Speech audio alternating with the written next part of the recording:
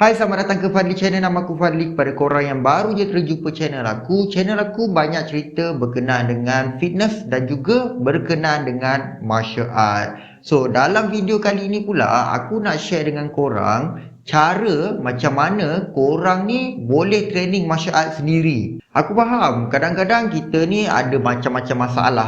Sama ada mungkin kita tak ada tempat nak training, kita tak ada partner training, mungkin kita punya masa tu tak sesuai untuk kita datang gym. Contohlah, orang training malam tapi kita pula kerja malam. Tapi macam mana kita nak stay fit dan stay aktif dan stay sharp walaupun kita tak ada partner training? So kalau korang dah ready, kita layan intro dulu. Let's go.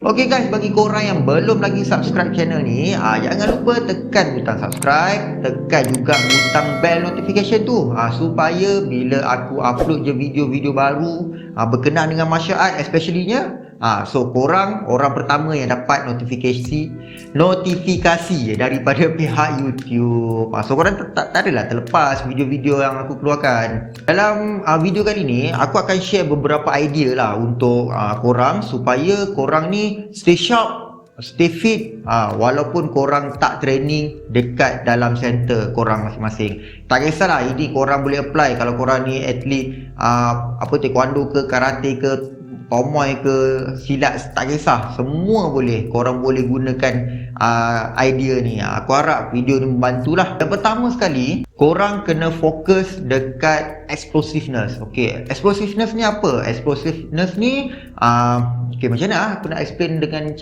bahasa mudah dia. Explosiveness ni kira macam benda-benda yang korang buat secara laju lah. Aku bagi contoh exercise lah, senang Contoh exercise dia sprinting, jumping, ataupun korang boleh gunakan macam burpee ke, benda-benda macam tu. So korang kena fokus lebih dekat situ tau.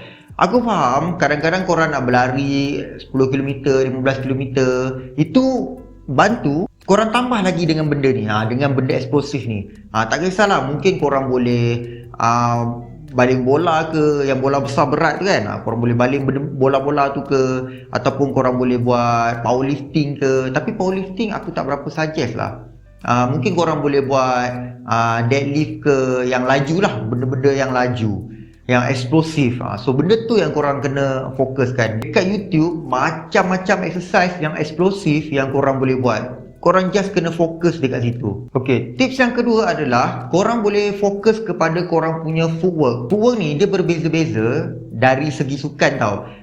Contoh kita ambil silat, dia ada footwork dia sendiri. Taekwondo dia ada footwork dia sendiri. Muay Thai ada footwork sendiri. Boxing dia ada footwork sendiri. So korang fokus dekat footwork korang masing-masing. Banyakkan drill macam pakai ladder ke, ataupun buat shadow box ke. Benda-benda tu korang kena banyak buatkan, fokus. So buat mula-mula korang dah, contohlah korang dah lari kan, korang dah lari katakan 5km ataupun 10km kan. Lepas tu korang buat pula jumping, sprinting, ataupun buat burpee, fokus dekat situ pula kan. Kita dah fokus eksplosif kan. Next kita fokus dekat footwork kita pula. So movement kita nak bergerak ke kiri, ke kanan, ke depan, ke belakang, supaya kita selesa dengan pergerakan tersebut. Dan kalau boleh, lakukan footwork tu dengan pergerakan-pergerakan asas korang. Contohnya macam korang dah gerak kiri kanan, korang tendang satu, korang tumbuk satu, dan korang gerak kiri kanan, korang tendang dua, tumbuk dua.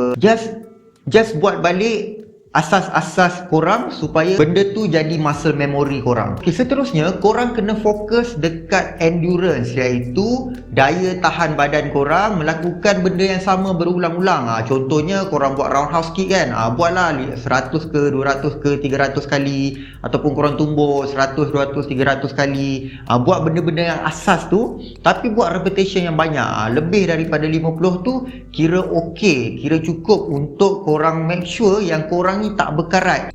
Kalau contohlah korang tak mempunyai heavy bag kan, cukup sekadar tendang angin pun boleh, asalkan korang ada lakukan pergerakan tu berulang-ulang kali. Ambil itu sebagai korang punya fitness. Jangan lari je. Lari je dia tak apa membantu tau. Sebab bila dekat dalam gelanggang, kita bukan lari tau. Kita berlawan, kita sepak, kita bergerak. So fokus dekat benda yang kita buat dekat dalam gelanggang tu. Jadi korang fokus dekat endurance korang. Korang tumbuklah banyak-banyak kali, korang tenang banyak-banyak kali.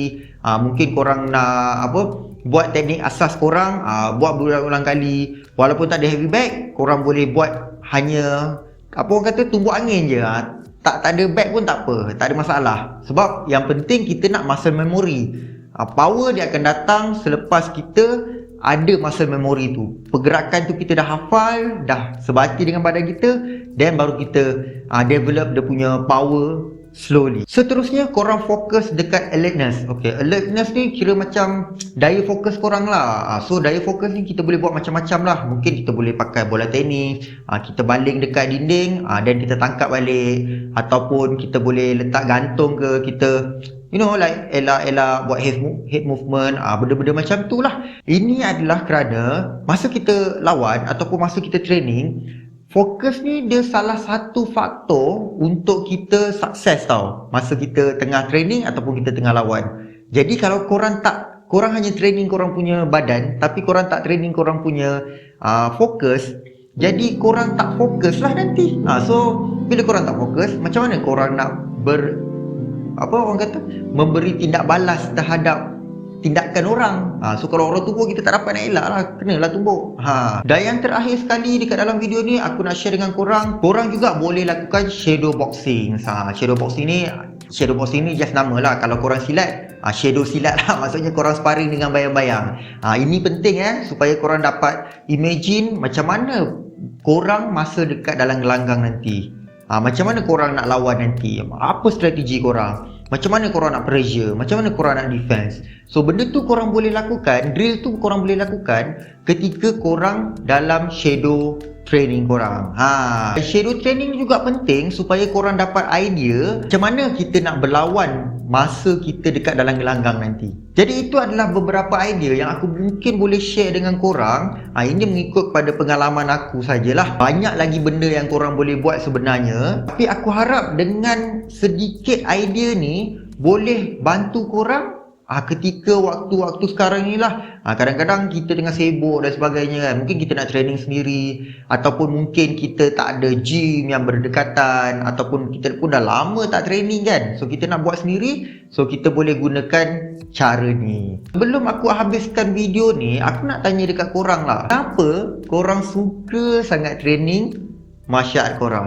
Kalau korang ni budak MMA, kenapa korang suka training MMA? Kalau korang ni Muay Thai, kenapa korang suka training Muay Thai? Jangan lupa tulis dekat ruangan komen.